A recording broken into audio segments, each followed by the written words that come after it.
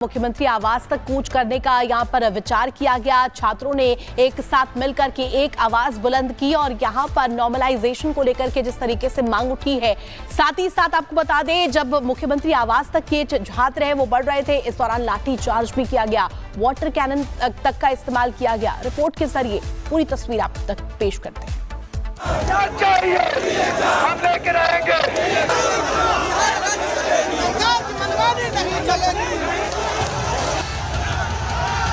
ये पुलिस वाले मारे हैं, हमको बहुत मारा है।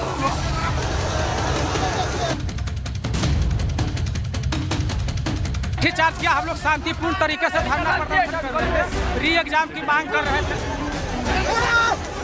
पटना में भारी बवाल, वाटर कैनन का इस्तेमाल, फिर बीपीएससी अभ्यर्थियों पर लाठीचार्ज। बीपीएससी अभ्यर्थियों पर पुलिस की बर्बरता की यह तस्वीर बिहार की राजधानी पटना की है। कड़कड़ाती ठंड में अपनी मांगों को लेकर धरना कर रहे छात्रों पर पुलिस कहर बनकर टूटी। छात्रों को दौड़ा दौड़ा कर पीटा गया। पुलिस की इस कार्रवाई में कई छात्र बुरी तरह घायल हो गए। लाठीचार्ज के बाद आक्रोशित छात्रों का हंगामा और बढ़ गया। दरअसल रविवार को जन सुराज के मुखिया प्रशांत किशोर की अगुवाई में छात्र संसद का आयोजन हुआ। सुबह से ही पूरा गांधी मैदान पुलिस छावनी में तब्दील था। स्थिति को नियंत्रण में रखने की कोशिश जारी थी, लेकिन शाम होते होते हालात बिगड़ गए। पहले से निर्धारित कार्यक्रम के मुताबिक सभी अभ्यर्थी प्रशांत किशोर की अगुवाई में सीएम हाउस जाने लगे। शाम होते होते सभी छात्र जेपी गोलंबर होते हुए मुख्यमंत्री आवास की ओर बढ़ने लगे, लेकिन पुलिस के जरिए उन्हें रोका गया। इसके बाद अभ्यर्थियों ने बैरिकेडिंग तोड़ दी और आगे बढ़ने की कोशिश की। छात्रों ने आम गाड़ियों को रोकना शुरू किया और रास्ता जाम कर दिया। इसके बाद पुलिस ने छात्रों पर लाठीचार्ज कर दिया और वाटर कैनन का भी इस्तेमाल किया।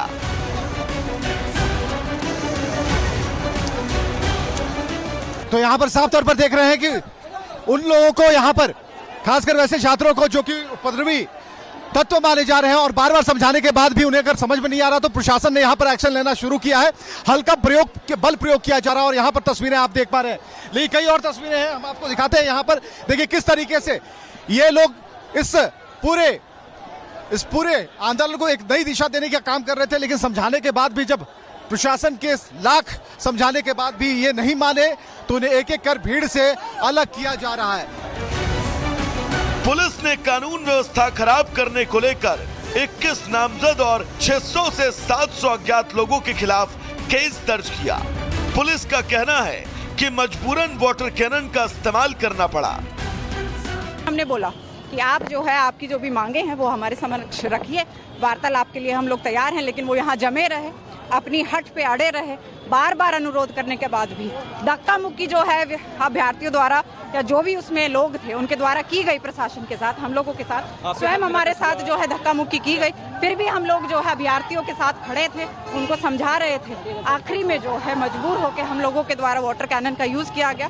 उसमें भी हमने स्वयं बीच में आकर जो है लोगों को उठाया गया, परंतु वो लोग जो है नहीं हटे। अब जो है हम इसको खाली करवा रहे हैं। जब छात्रों पर लाठीचार्ज हुआ तो प्रशांत किशोर वहां नजर नहीं आए, जिसके बाद अब इस मामले को लेकर सियासत तेज है। लोग प्रशांत किशोर पर छात्रों को भड़काने का आरोप लगा रहे हैं। वहीं छात्रों का कहना है कि प्रशांत किशोर ने हमारे आंदोलन को हाईजैक करने का काम किया है। अभ्यर्थियों का कहना है कि उनका आंदोलन तब तक रुकने वाला नहीं जब तक उनकी मांगे नहीं मानी जाती। तो सरकार और छात्रों के बीच टकराव से बिहार का सियासी पारा अब चढ़ता जा रहा है।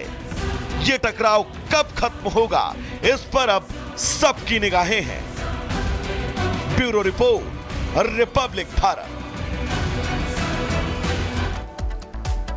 तो देखिए पटना की सड़कों पर छात्रों का आक्रोश आपने देखा। री एग्जाम की मांग को लेकर के लगातार जो छात्र हैं वो वहां पर डटे हुए हैं, लेकिन किस किस पर केस दर्ज हुआ है। बीते दिन जिस तरीके से तस्वीर सामने आई, इसके बाद क्या कुछ अब एक्शन लिया गया है बीपीएससी विवाद को लेकर? क्या आपको बता देते हैं, कानून व्यवस्था भंग करने पर केस दर्ज हुआ है। इसके अलावा 21 नामजद 700 अज्ञात पर केस दर्ज हुआ है। साथ ही साथ आपको बता दें, अब नाम भी बता देते हैं, मनोज भारती अध्यक्ष जनसुराज पार्टी, इनके खिलाफ भी यहां पर एक्शन लिया गया है। रुखांशु मिश्रा कोचिंग संचालक ही है और इनके खिलाफ भी एक्शन लिया गया है, कार्रवाई की गई है। निखिल मणि तिवारी, ये जो तमाम नाम सामने आ रहे हैं, ये वो नाम है जो कि इस दौरान प्रदर्शन में शामिल थे और इन पर केस दर्ज हुआ है। सुभाष कुमार ठाकुर, इन पर भी केस दर्ज हुआ है। इसके अलावा शुभम स्नेहिल, इनके ऊपर भी केस दर्ज किया गया है। लगातार देखिए तमाम नाम हम आपको गिनवा रहे हैं। प्रशांत किशोर और उनके 2 बाउंसर्स, जिनके खिलाफ भी यहाँ पर कानूनी तौर पर केस दर्ज किया गया है और कार्रवाई की यहाँ पर जो तलवार है वो लटकती हुई नजर आ रही है। आनंद मिश्रा भी इस फेहरिस्त में शामिल है, इस लिस्ट में है। आरके मिश्रा, राजेश कुमार मिश्रा इनका नाम, जो कि आपको बता दें विष्णु कुमार, ये तमाम वो नाम है जिनका नाम सामने आया है, जिनके खिलाफ केस दर्ज किया गया है। आपको बता दें सुजीत कुमार सुनामी कोचिंग के ये संचालक है, जिनके ऊपर केस दर्ज किया गया है। तो तमाम छात्र वहां पर डटे हुए हैं अपनी मांगों को लेकर के, री एग्जाम को लेकर के और खास तौर पर नॉर्मलाइजेशन को लेकर के लगातार आवाज बुलंद करते हुए नजर आ रहे हैं। तो एफआईआर भी इस पूरे मामले में दर्ज कर ली गई है, यानी कि देखते ही देखते छात्रों का प्रदर्शन एक विवाद का रूप अख्तियार कर चुका है और जिस तरीके से विवाद का रूप अख्तियार कर चुका है, नेताओं को सियासी रोटियां सेकने का मौका मिल गया है। प्रशांत किशोर आंदोलन में शामिल होते हैं, जिसको लेकर तेजस्वी यादव निशाना साधते हैं और अब सीपीआई-एमएल भी इस पूरे मामले को लेकर मैदान में कूद गई है और आज चक्का जाम का ऐलान कर दिया है।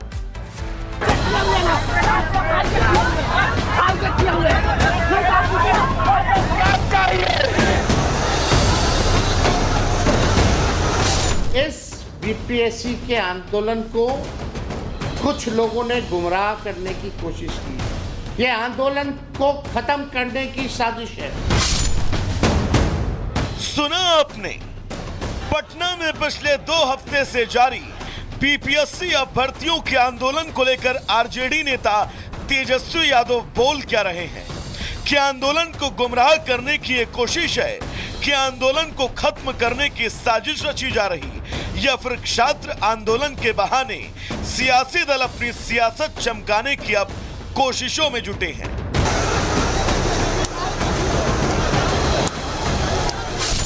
पहले जनसुराज, फिर आरजेडी, फिर सीपीआई-एमएल बीपीएससी के आंदोलन को बारी बारी से मौका देखकर सियासी दल अपने सियासी हित के लिए इस्तेमाल करते नजर आए। शनिवार और रविवार को आंदोलन में शामिल होकर सरकार को चिट्ठी लिखकर प्रशांत किशोर ने खूब सुर्खियां बटोरी, लेकिन जब छात्रों पर लाठीचार्ज हुआ, वाटर कैनन का इस्तेमाल हुआ, तो वो वहां से नदारद नजर आए। प्रशांत किशोर के बहाने अब आरजेडी नेता तेजस्वी भी अपने सियासी मंसूबों को धार दे रहे हैं। छात्र आंदोलन को लेकर नीतीश सरकार को घेरा और छात्रों के समर्थन में बात करते नजर आए। जो दर्द आप लोगों ने सहा है, जो तकलीफ आप लोगों ने सही है, इसका भी हिसाब होकर के रहेगा। आरजेडी के बाद अब सीपीआई ने भी छात्रों के आंदोलन के बहाने नीतीश सरकार के खिलाफ मोर्चा खोल दिया। सीपीआई-एमएल ने छात्रों को समर्थन देने का ऐलान किया, वहीं बीपीएससी परीक्षा रद्द करने की छात्रों की मांग के समर्थन में चक्का जाम करने का ऐलान कर दिया। सीपीआई बीपीएससी पीटी परीक्षा को रद्द करने की मांग को लेकर आज पूरे बिहार में चक्का जाम करेगा। कुल मिलाकर छात्रों का आंदोलन अब सियासी रण बनता नजर आ रहा है। छात्रों को ढाल बनाकर सियासी दल अब बस अपना उल्लू सीधा करने में लगे हैं। Bureau report, Republic Bharat.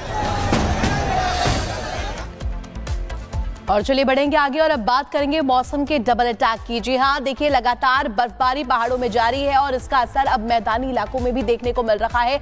लगातार जो तापमान है वो लुढ़कता हुआ जा रहा है। मोनिका, बिल्कुल तापमान लुढ़क रहा है और पहाड़ों पर जहां बर्फ की सफेद चादर बिछी हुई नजर आ रही है, तो वहीं दूसरी तरफ मैदानी इलाकों की अगर बात करें तो मैदानी इलाकों में अभी लोगों की परेशानी और बढ़ने वाली है, क्योंकि तापमान गिरेगा, सर्दी और बढ़ेगी।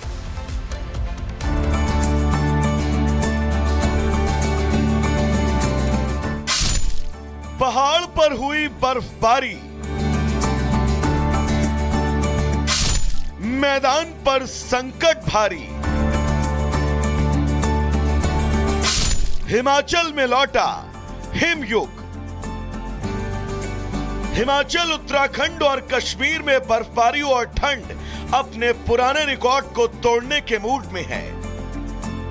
हालात तो ये हैं कि पहाड़ों पर मानो हिमयुग की वापसी हो गई हो।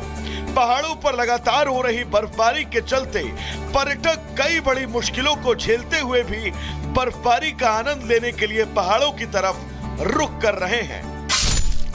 हिमाचल में बर्फबारी को देखने के लिए टूरिस्टों की भीड़ पहुंच रही है। हालात ये हैं कि 24 से 26 दिसंबर यानी महज 48 घंटे में प्रदेश में 81,000 गाड़ियों में 3 लाख टूरिस्ट हिमाचल पहुंचे। लेकिन पहाड़ों पर लगातार हो रही बर्फबारी कहीं ना कहीं अब समस्या बन रही है। हिमाचल में बर्फबारी में 48 घंटे लगातार खराब रहे मौसम और बर्फबारी का असर दिखना शुरू हो चुका है। मंडी और किन्नौर में खराब मौसम से जुड़ी अलग अलग खबरें सामने आई, जहां पहाड़ी से पत्थर गिरने की वजह से कार सवार महिला की मौत हो गई, जबकि 2 अन्य गंभीर रूप से घायल हुए। जबकि किन्नौर के छितकुल में बर्फबारी का मजा लेने पहुंचे पर्यटक यहां फंस गए। बर्फबारी की वजह से कई होटलों पर भी ताला लग चुका है। हालांकि पीडब्ल्यूडी ने सड़क बहाल करने के लिए मशीनें तैनात कर दी हैं। किन्नौर, चंबा के जोत और भरमौर के अलावा लाहौल स्पीति में 1.5 फीट तक बर्फ गिरी। इन जिलों के दर्जनों इलाके पूरी तरह बर्फ में दब गए। सड़क, बिजली और पानी की सुविधा ठप पड़ गई। जम्मू कश्मीर के हालात भी हिमाचल से अलग नहीं है।